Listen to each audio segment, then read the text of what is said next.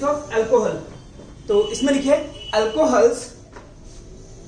Alcohols can act as both, alcohol can act as both nucleophile and electrophile, nucleophile and electrophile.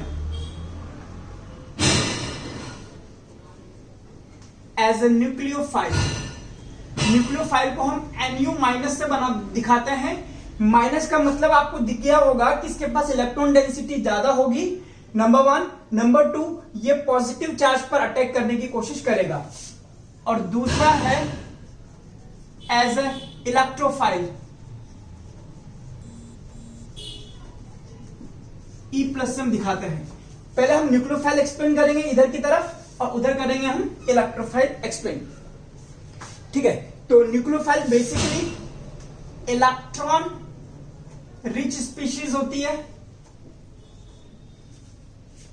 ठीक है।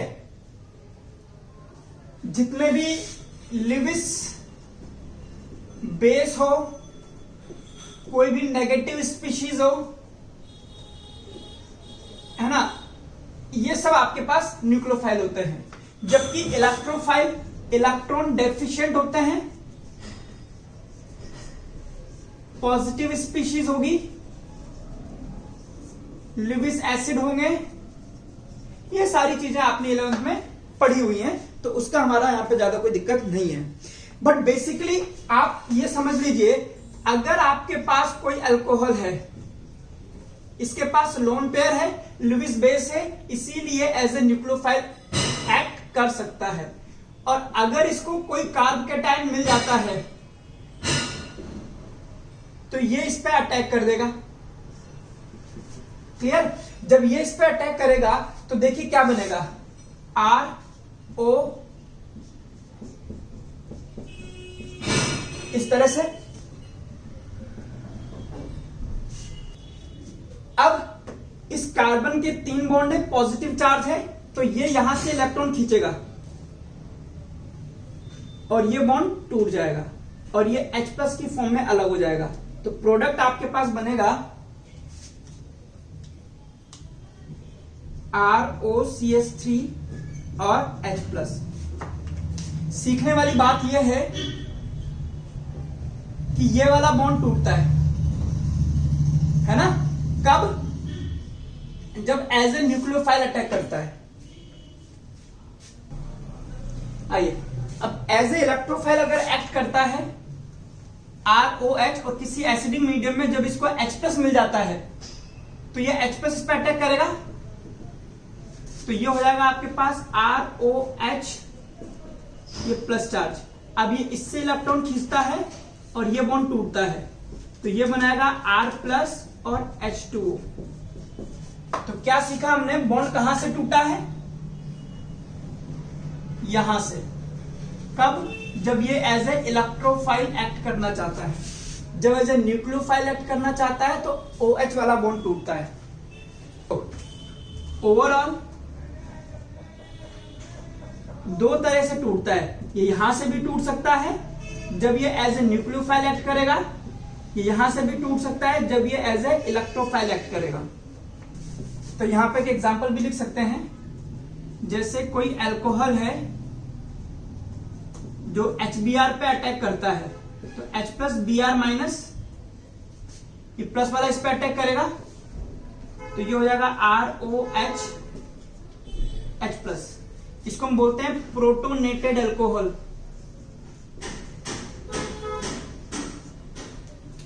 अब ये bond यहां से टूटेगा तो इस पे प्लस आ जाएगा, वाटर अलग हो गया, R+ अलग हो गया। अब इस R+ पे ये Br- अटैक करता है और आपका फाइनल प्रोडक्ट बनता है RBr। या यूं कहिए R, Br और HOH ऐसे अलग होता है। मोटा मोटा बात ये हो रहा है, और मैकेनिज्म इसका देखोगे तो ये ऐसा हो रहा है।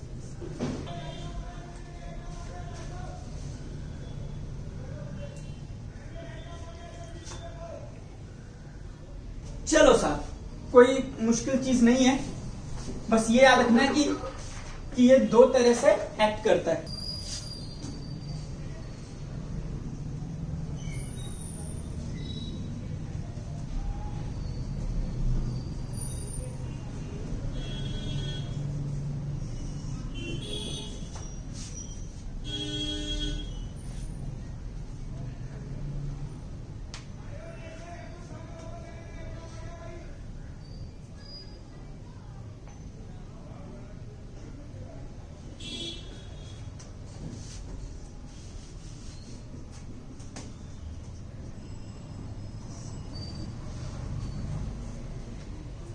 ओके, अल्कोहल की एसिडिक प्रॉपर्टी डिस्कस करते हैं। ऐसी रिएक्शन लिखते हैं जो ये बताती हैं कि alcohol as a acid use हुआ है, एज ए बेस हुआ है, वो सारी चीजें।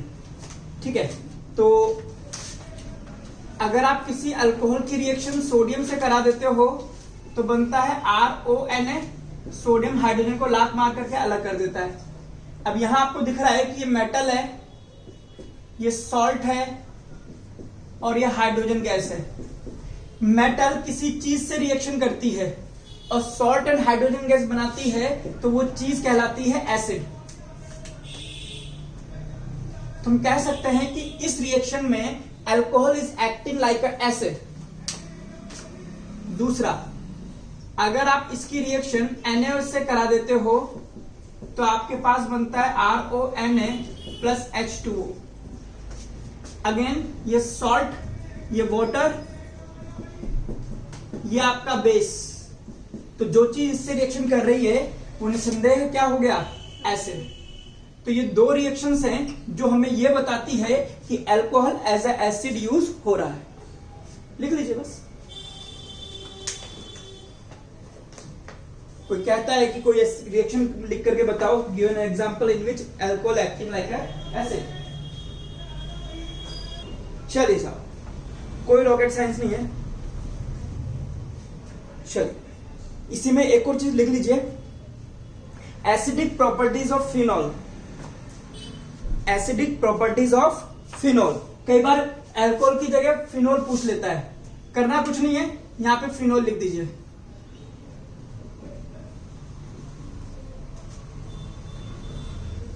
सेम रिएक्शन हमारे पास ये शो कर देगी कि फिनॉल भी हमारा एसिडिक होता है।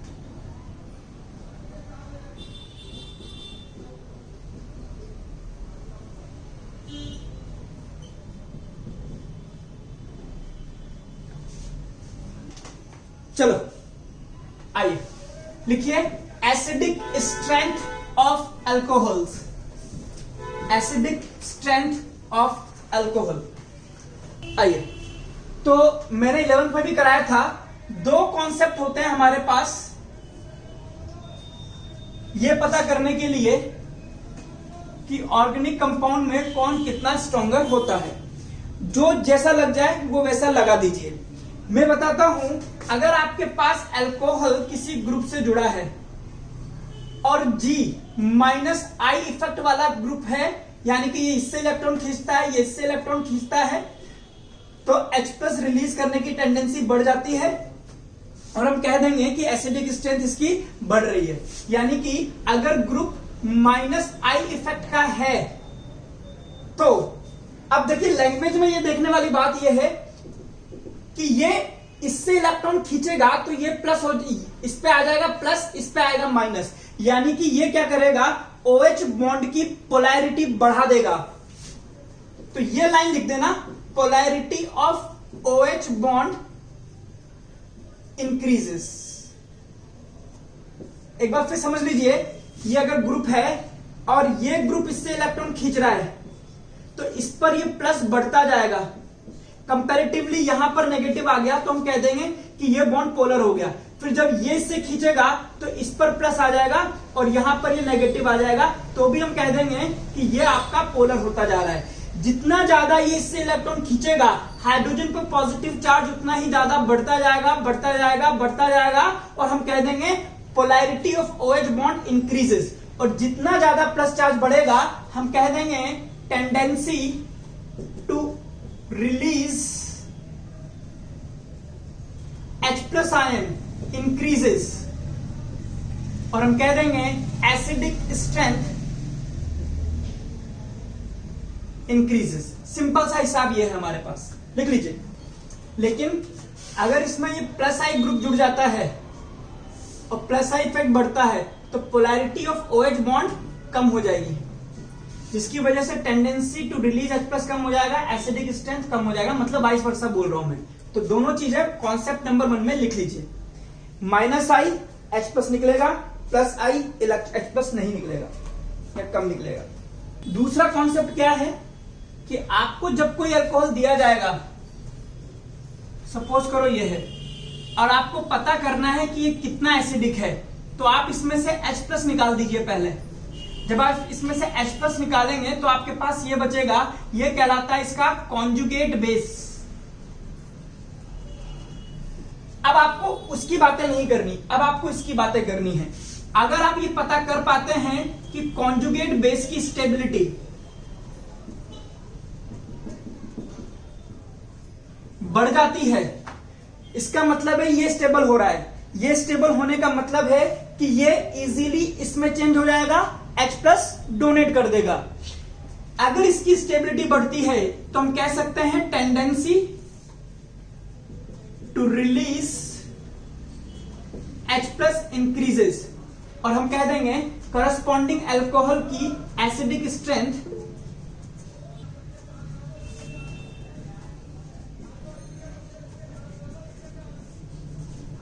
कॉन्सेप्ट 2 में हमें कुछ नहीं करना है। अगर आपको कोई अल्कोहल देता है और आपसे इसकी एसिडिक स्ट्रेंथ की बातें करता है तो आप इससे H+ हटा दीजिए। H+ हटाने के बाद में जो अल्कोहल बनता है वो कहलाता है कॉन्जुगेट बेस। अब आपको कॉन्जुगेट बेस की स्टेबिलिटी पे काम करना है। कैसे? अगर आप ये पता कर पाए कि कॉन्जुगेट बेस की स्टेबिलिटी अगर ज्यादा हो रही है, इसका मतलब है ये इजीली H+ चेंज करके यहां पर आ जाएगा, अल्कोहल से ये इस वाले आयन पे आ जाएगा, क्योंकि ये ज्यादा स्टेबल है तो इजीली H+ डोनेट कर देगा। तो मतलब कॉन्जुगेट बेस की स्टेबिलिटी ज्यादा हो रही है तो हम कह देंगे टेंडेंसी टू रिलीज H+ ज्यादा है, तभी तो इसमें चेंज होगा, और जितना H+ रिलीज करेगा उतना ही एसिडिक स्ट्रेंथ बढ़ जाएगा। यही बातें आपको ध्यान रखनी है।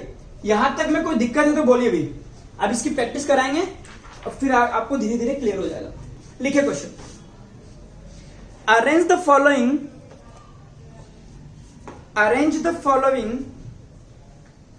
in decreasing order of their acidic strength। और ये चीज मैंने 11 में भी करा रखी है, एसिडिक स्ट्रेंथ पता करने की। Arrange the following in decreasing order of their acidic strength। 5 लिखा रहा हूं, लिखिए। पहला tertiary butyl alcohol, tertiary butyl alcohol, isopropyl alcohol, isopropyl alcohol,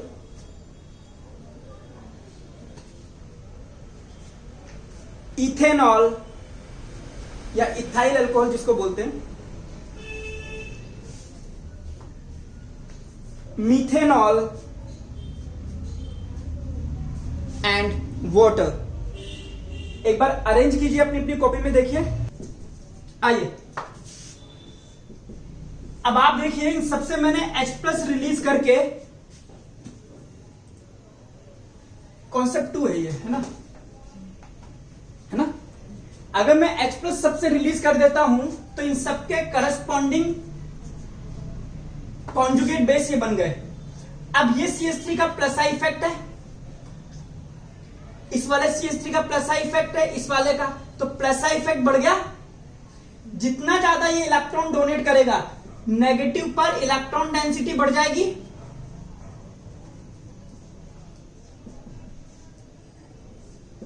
और जितना ज्यादा चार्ज हो जाएगा उतना ही ये लेस स्टेबल हो जाएगा। किसी पे ज्यादा चार्ज होता है वो ज्यादा रिएक्टिव हो जाता है। ठीक है, इसकी बात करते हैं। यहां पर 2 बार प्लस आई इफेक्ट बढ़ा है, एक बार इसकी वजह से, एक बार इसकी वजह से, जिसकी वजह से चार्ज ऑन ऑक्सीजन बढ़ा है, बट यहां पर बहुत ज्यादा बढ़ा है, 3 बार बढ़ा है, यहां पे सिर्फ 2 बार ही बढ़ेगा, ऐसा मान सकते हैं। और ये लेस स्टेबल है, यानी कि ये मोर रिएक्टिव है। ठीक है, और ये इसके कंपेयर में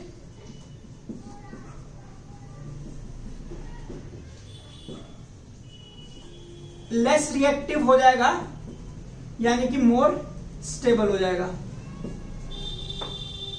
इधर आइए, यहां पर भी अगर आप देखेंगे तो एक CH3 की वजह से प्लस आई इफेक्ट बढ़ेगा, चार्ज ऑन ऑक्सीजन बढ़ेगा, रिएक्टिविटी बढ़ेगी। तो बट इसमें रिएक्टिविटी और ज्यादा बढ़ जाएगी।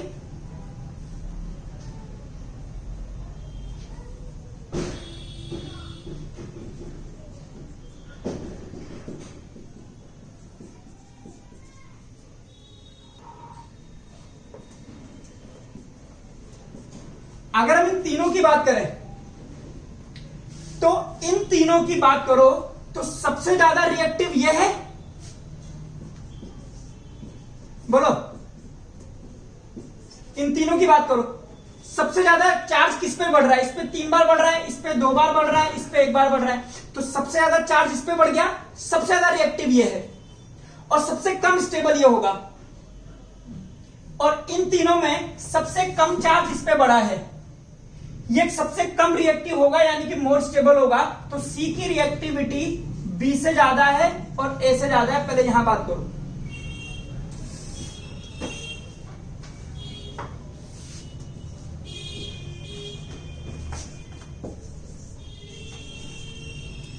सही बात है। अब यहां देखो, यहां पर तो इथाइल ग्रुप मिलकर के इसको बढ़ा रहे थे, यहां पे तो एक ही इथाइल ग्रुप है, तो ये उससे भी कम हो गया, और यहां पे कोई बढ़ा ही नहीं रहा, ये और कम हो गया। तो अगर आप इधर से इधर जाओगे तो ऑक्सीजन पर नेगेटिव चार्ज कम होता जा रहा है, स्टेबिलिटी बढ़ती जा रही है, एसिडिक स्ट्रेंथ बढ़ती जाएगी।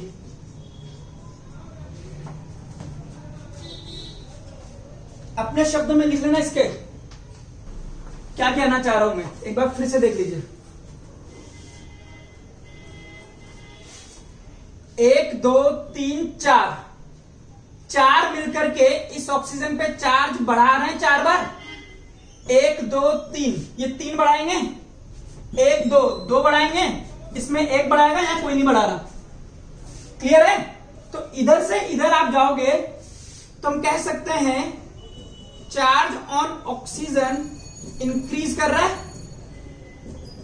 इसकी वजह से इधर सॉरी डिक्रीज कर रहा है, जिसकी वजह से रिएक्टिविटी ऑफ कॉन्जुगेट बेस कम हो जाएगी,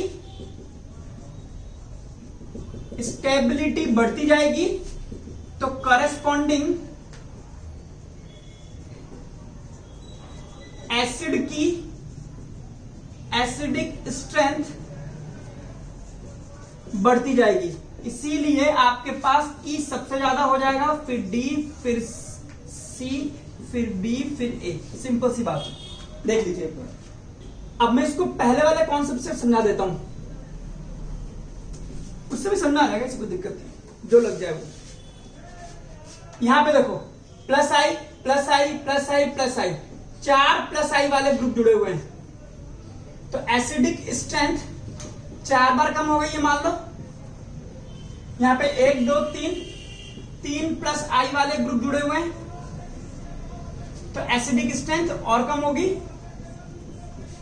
सिंपल। यहां पे कितने, 1 और 1 2, तो 2 प्लस आई इफेक्ट वाले ग्रुप जुड़ रहे हैं, तो एसिडिक स्ट्रेंथ 2 बार कम हो गई। यहां पर एक ही जुड़ रहा है प्लस आई वाला, तो एसिडिक स्ट्रेंथ कम हो गई, और इसकी एसिडिक स्ट्रेंथ उतनी ही रही। तो सबसे ज्यादा एसिडिक यही हो गया, बाकी तो सब में कम होती जा रही है, बस खत्म। चलिए अगला लिखिए,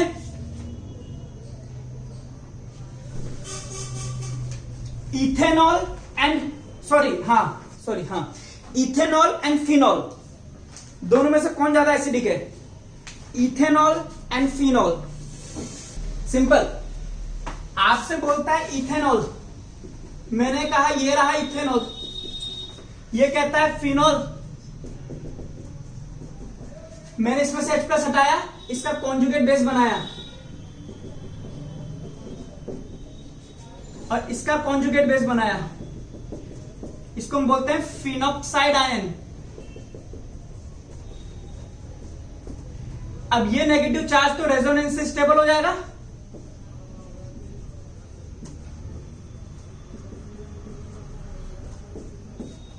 ये आपका लेस स्टेबल हो जाएगा।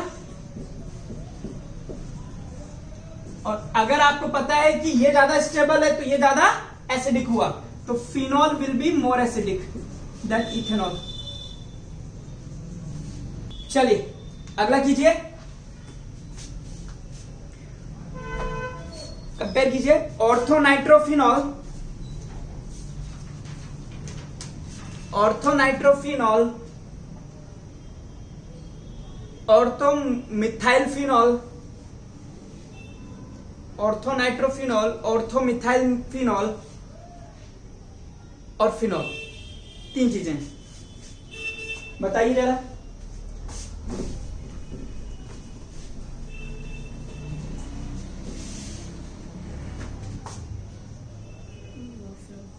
ऑर्थोनाइट्रोफिनॉल,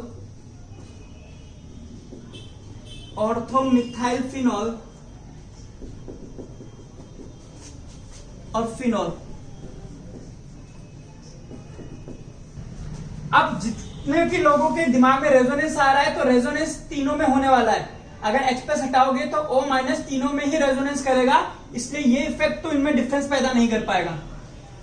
यहां है NO2- I effect, CH3+ I effect और ये नॉर्मल। तो इस नॉर्मल में जब -I इफेक्ट वाला जुड़ रहा है तो ये मोर एसिडिक कर देगा इसको, और +I वाला जुड़ रहा है तो ये इसको लेस एसिडिक कर देगा। तो अगर आप देखें तो थर्ड वाले से ज्यादा एसिडिक है फर्स्ट वाला और थर्ड वाले से कम एसिडिक है सेकंड वाला। अगला क्वेश्चन इंपॉर्टेंट करना और लिखिए,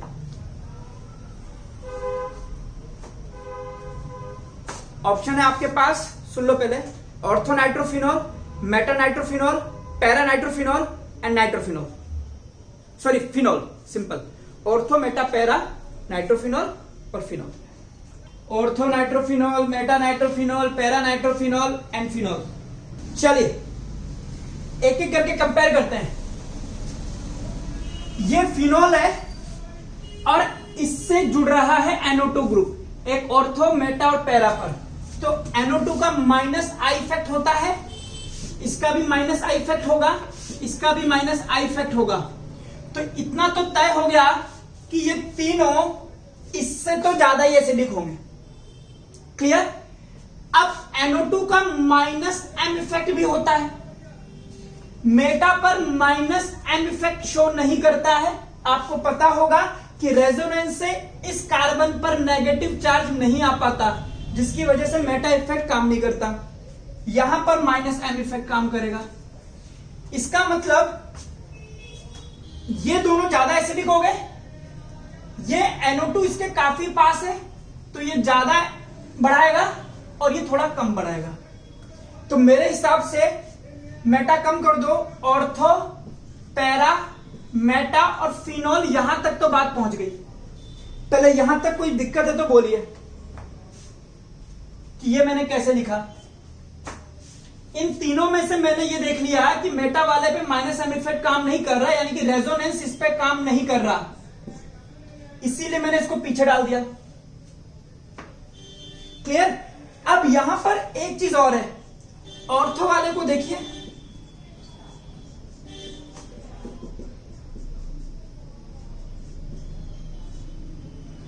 और पैरा वाले को देखिए।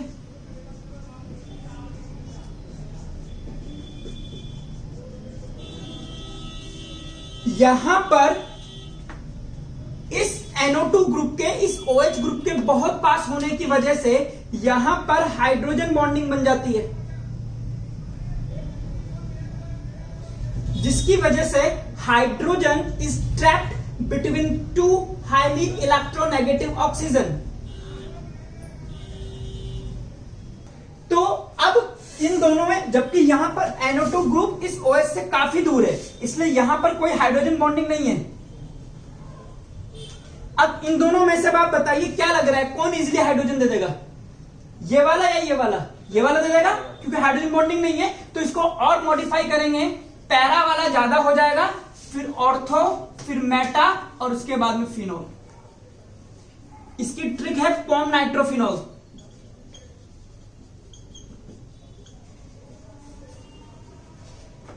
ये है आपके पास एसिडिक स्ट्रेंथ का ऑर्डर, बहुत पूछा जाता है कंपटीशन पे।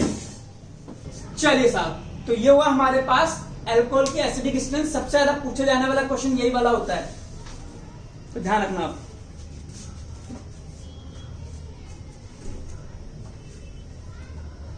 ओके, आगे लिखे formation of esters. Formation of esters, ये सब केमिकल प्रॉपर्टीज में चलेगा। अब फॉर्मेशन ऑफ एस्टर्स, इसमें पहला, इसमें लिखिए एस्टरिफिकेशन। इसमें पहला लिखिए एस्टरिफिकेशन।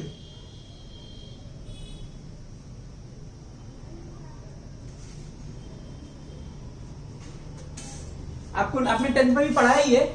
एस्टरिफिकेशन में आप अल्कोहल की रिएक्शन एसिड से कराते हैं इन प्रेजेंस ऑफ H2SO4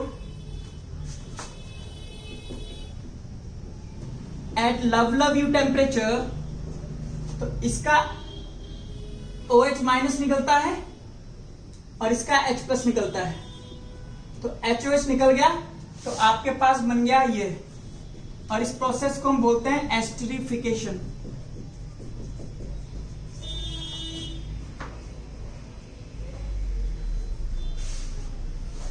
और आपको याद होगा एस्टर्स की फ्रूटी स्मेल होती है, और एस्टर्स के IUPAC नेम में सबसे पहले इसका नाम लिखते हैं, दैट इज इथाइल, और फिर इसको बोलते हैं अल्केन, इथेन। इसका सफिक्स लगाएगा O8, तो इथाइल इथेनोएट। आइए एक को लिख लीजिए, दूसरी रिएक्शन।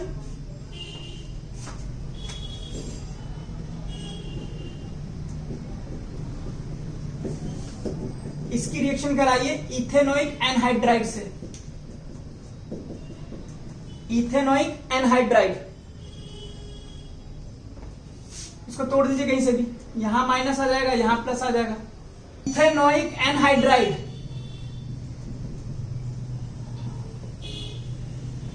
ये 7.5, ठीक है।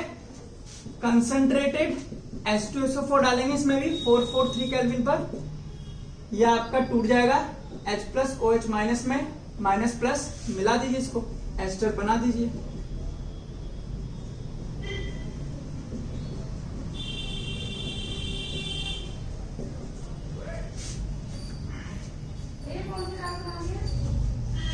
मिक्स OH,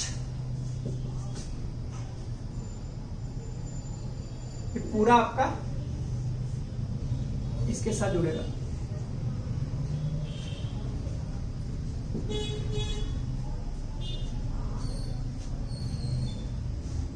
तीनों में वही बनेगा जो चीज बनती आ रही है, इथेनॉल प्लस,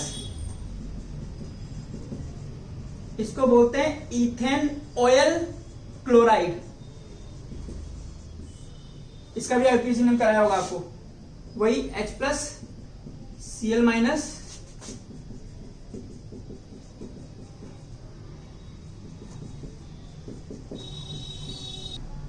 और यहां पर आपको Cl निकालना है, तो यहां पे डालना पड़ेगा एनहाइड्रस AlCl3। 11th क्लास में जब आपको फ्रिडलक्राफ्ट कराई थी, उसमें इस चीज को मैंने बताया था कि ये आपका हैलोजन कैरियर होता है, याद होगा आपको, याद तो कि नहीं होगा।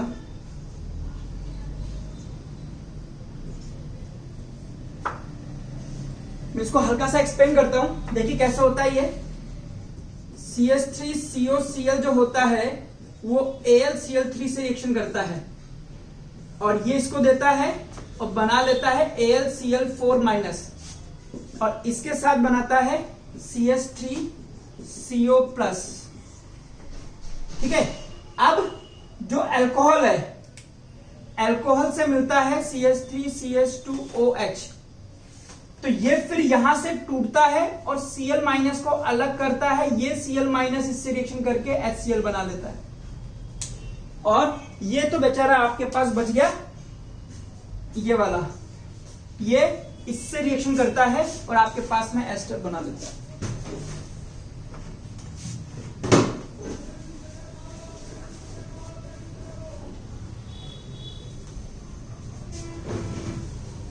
ठीक है, इसका काम आपको पता चल गया होगा। ये क्या करेगा, यहां से क्लोरीन ले लेगा, ठीक है, और ये चीज फिर इससे रिएक्शन कर जाती है बस। तो क्या करा हमने, एक बार फिर देख लेते हैं। वंस मोर, हमारे पास अल्कोहल से एस्टर बनाने के 3 तरीके हैं।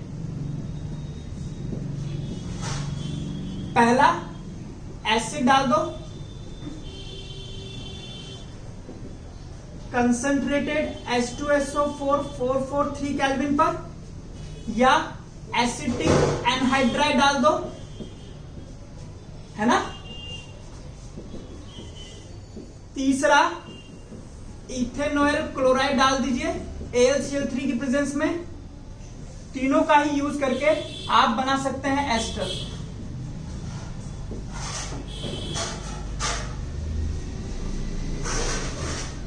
इसमें साइड प्रोडक्ट जो निकलेगा वो निकलता रहेगा,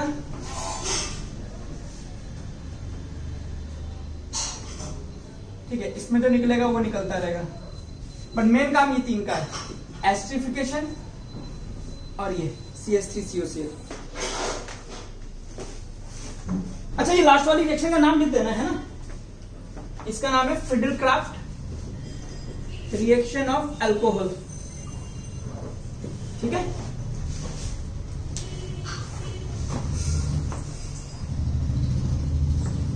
चलिए साहब,